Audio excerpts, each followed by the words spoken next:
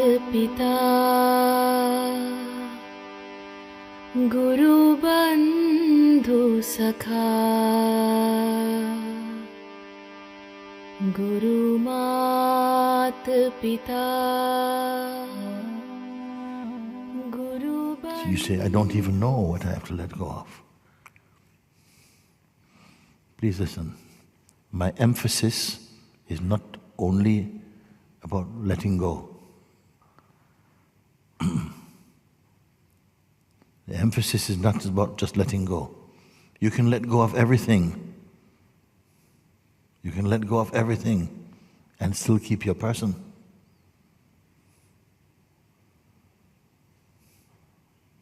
Who would just start picking up new things? You follow? Yeah, that's what I've realized these Yeah, past you few can days. keep So, yeah. just letting go, let go, let go, let go. That's why when you say, I surrender, I surrender, I surrender, I surrender, the Master say, then you must surrender the surrenderer also. How? Oh. I didn't count myself as part of the deal. Is it? And in same way, you're saying, yes, I let go. I've been letting go, letting go, letting go, letting go. But if ultimately you yourself is not let go, and who's going to let go of you? You see? Because the final thing, you let go of everything, but you're still standing. I said, but actually, you're the one that we want to get rid of, actually. You're getting rid of everything. Look, I did it. Yeah, but what about you? We don't want you. Oh. But I don't know. How can I throw myself out? I'll do it. So we go one step more different step. That even the one who is apparently letting go of everything, which is the favorite hanging out place for the consciousness in its expression as life, it hangs out in the one who is the doer of actions and the thinker of thoughts, the me, the person. Someone told me today, I don't want to be a free person, Moji. I said, there's no free person.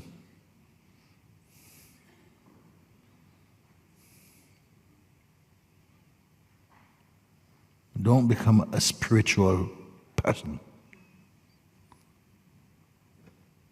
Just be free. So then, this one who has been giving up and doing all this giving up and practicing giving up, can even sit there doing Om Namah Shivaya, Om Namah Shivaya. This same one, if he's in here, Om Namah Shivaya, okay? And he's the ego. Inside, he's still thinking, I am Om Namah Shivaya better than everybody else. I'm more quiet than everybody. He's still competing. It's not true. How to get rid of it?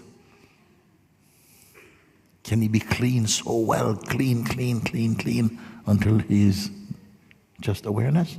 No. So what is this final step, if there's a step? We're going to show you now. This one,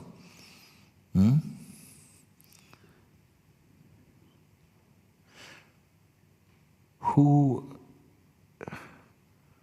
has never properly been suspected as the culprit. The one who says, I want to be free. Oh yes, he wants to be free. This one, which you think is you. This is the favorite idea you have of yourself.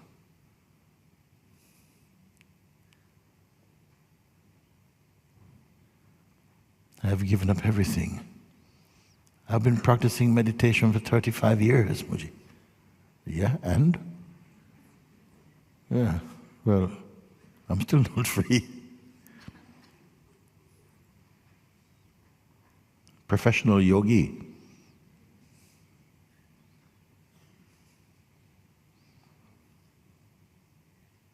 What is freedom?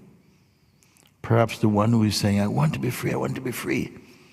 And now I take you to the door. Come, let's go in. Just a moment.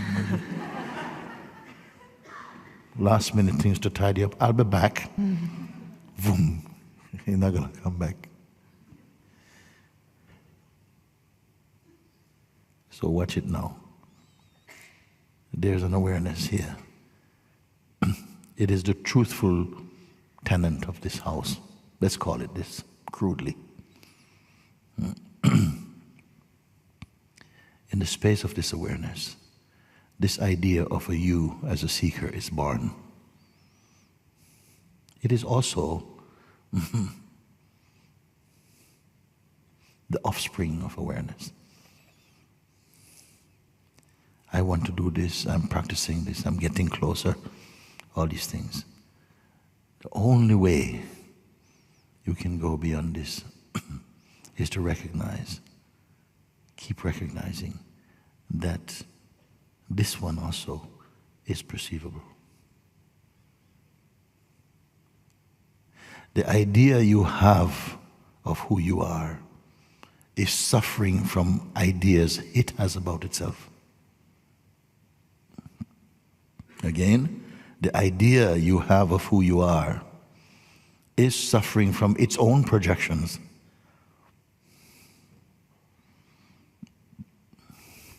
And this is the crux. Because when it comes down to it, this one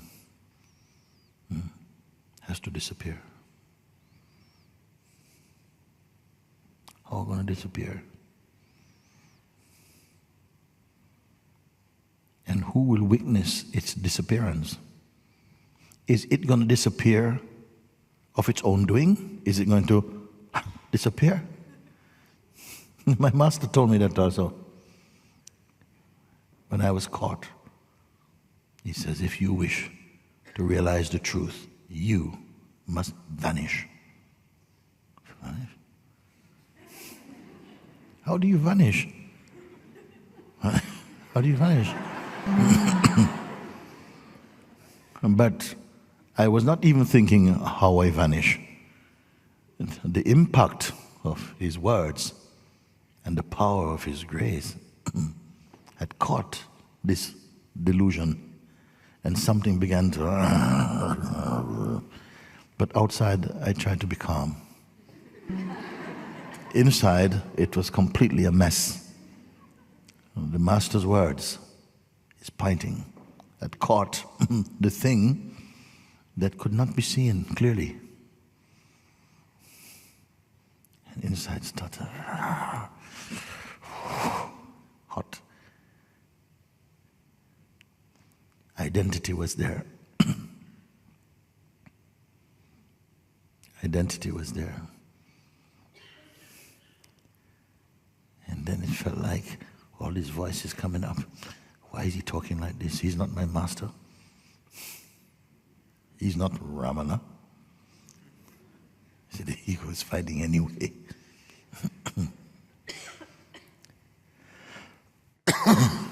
But the serum was in. And this anger on the surface, why is he talking? And inside my mind, I say, you know what? This is just what I needed. I've been in luck now too long. This is not luck now, this is bad luck now. I've got to get out of this place. This was the signal, I'm getting out. And then after satsang, this fire inside, like cooking sausages or something. And there was a fierce sense, I have to get away from this place. I know I will go to Tiruvannamalai. I went home, started packing. Get away from all these Westerners.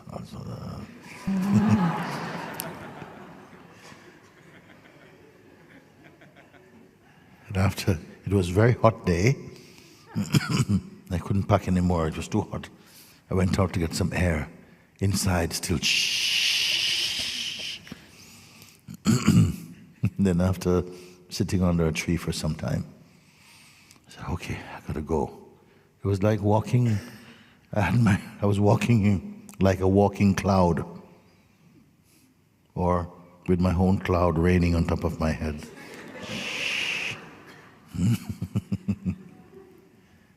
And then it was time to leave.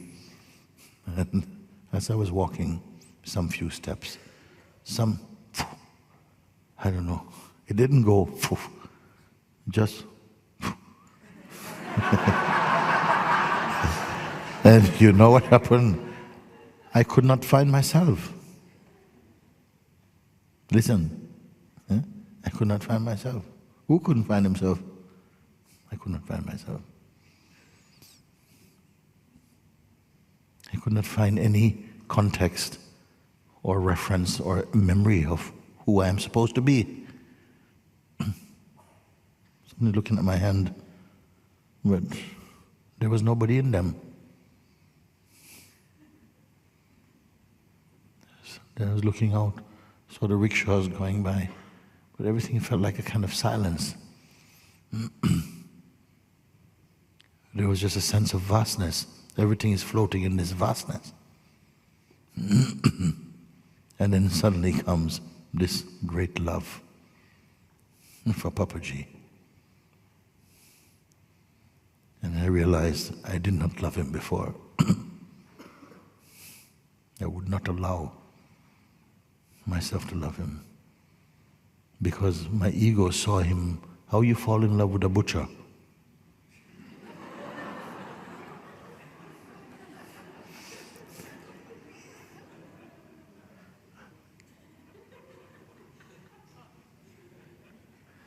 This was the feeling. But in that moment, everything had gone. We don't know what we are preserving. It's like a reflex, something just automatically tries to protect. But I am here because there's a higher prayer in you.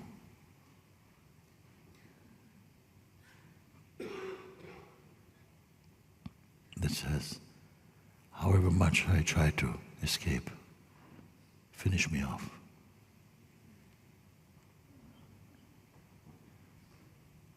I'm a good runner, موجی. Don't let me get away.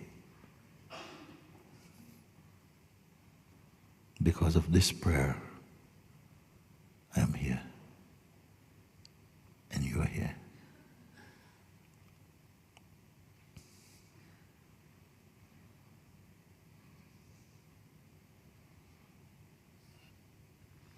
The mind knows exactly where the exit of this house is.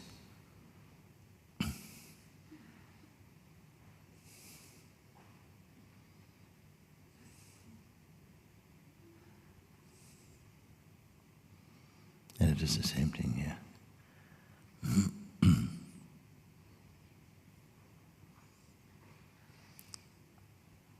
At first we're seeking. The seeking is born, and consciousness arises as a seeker in search of truth. It is also an authentic expression, actually. It is an authentic phase that a consciousness must go through. It is waking up.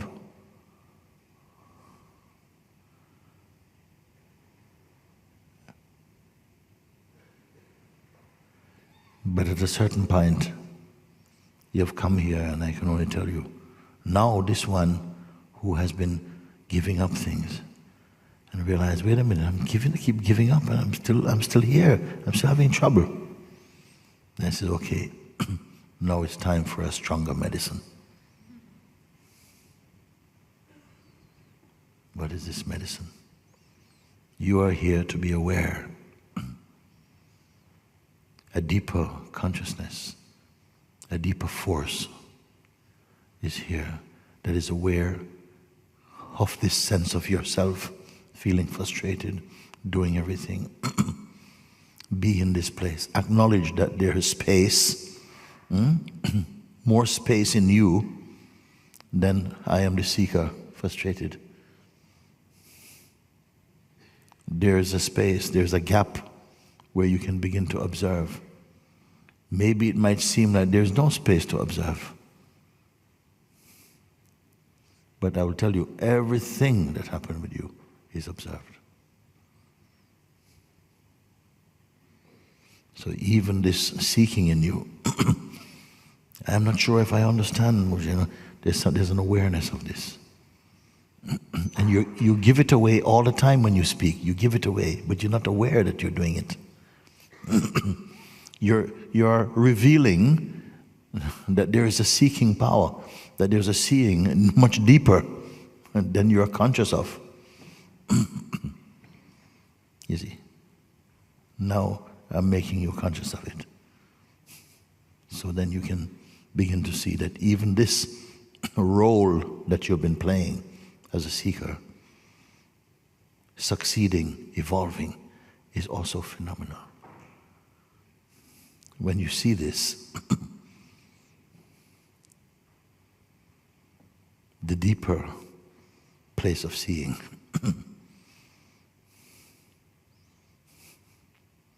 is free of pollution. It is not personal. It's clear. There's no boundary. There's no preference. There's no religion. There's no sect. There's no conditioning. There's no gender. There's no obstruction. There's no obstacles. Who is aware of this? So, who is aware of my words, what I'm speaking?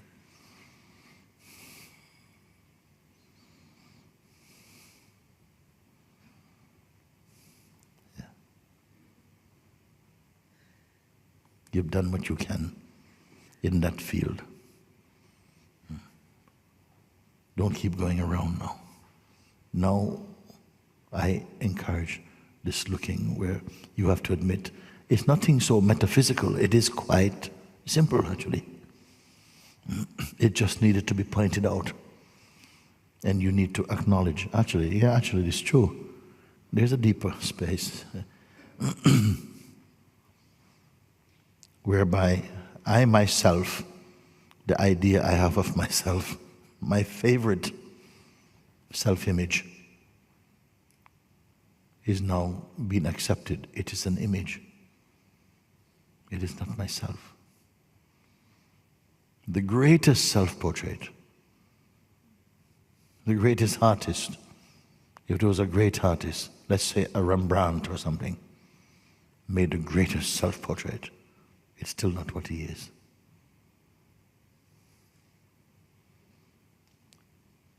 Your role is only your latest version. You've been many versions, isn't it? You're like a work in progress. Cut off a little bit here, put a little bit here, making up yourself as you go. Which one is the true you?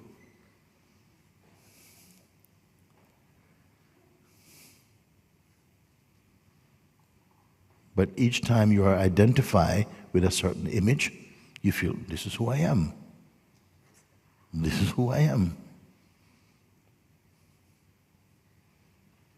Then the time comes, you've outgrown this one. And that was who you're not.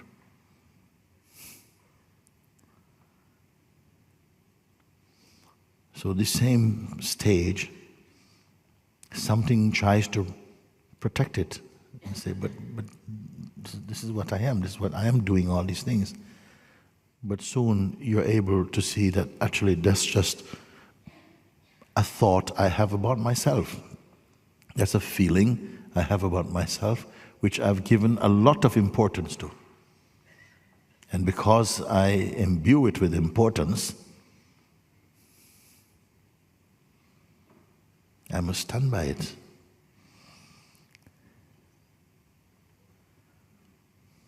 It's very simple.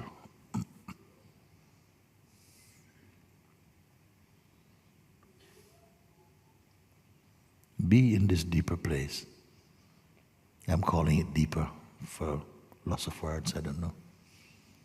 It's actually depthless.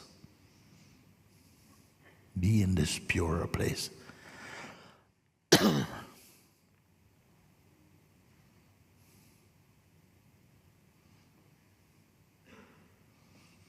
Every thought, every feeling began from nothing. It began from the vastness. It sprouted.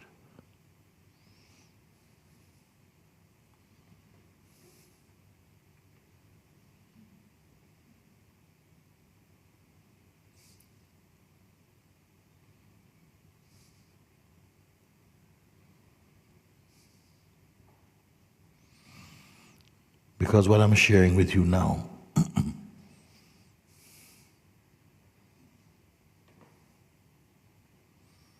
this point has created the greatest reluctance in the human kingdom. The fear of exposing that this is only an idea I have of who I am. This present identity is only an idea in the great vastness that I am. It's just my latest picture. And I am attached to it. Something is attached to it. Who is this I who is attached to this image? A power arising from consciousness, the power of belief, the power to identify, comes, caresses this image and says, this is me.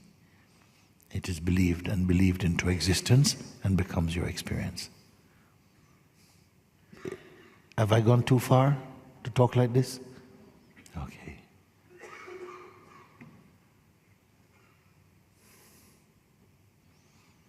As soon as this begins to open up, of course, for many people hearing this for the first time,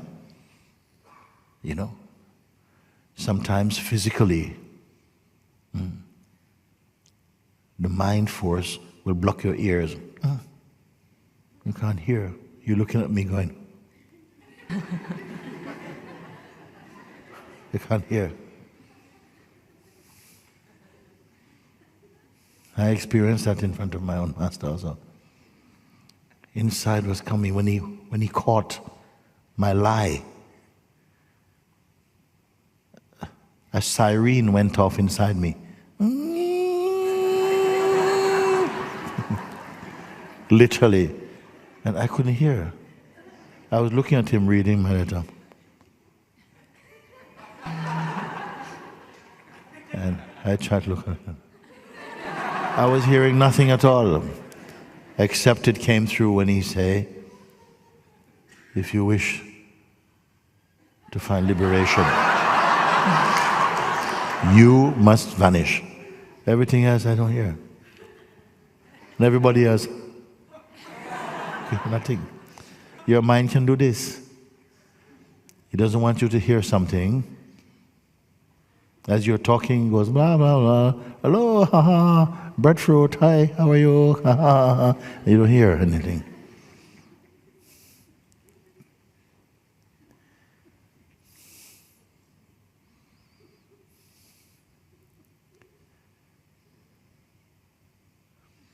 Why would it behave like that?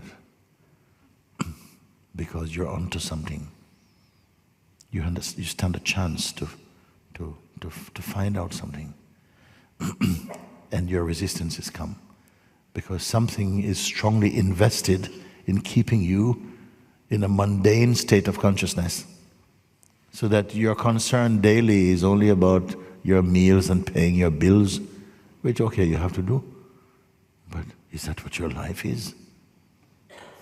And when it comes to a deeper realization, a deeper understanding, it's like you're too lazy or all these things. But you're here.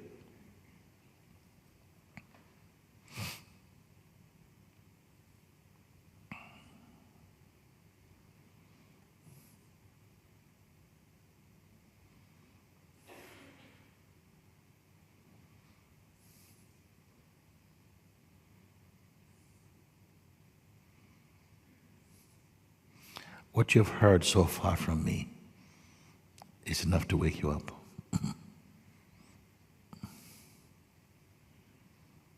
But I have to keep singing this song over and over again.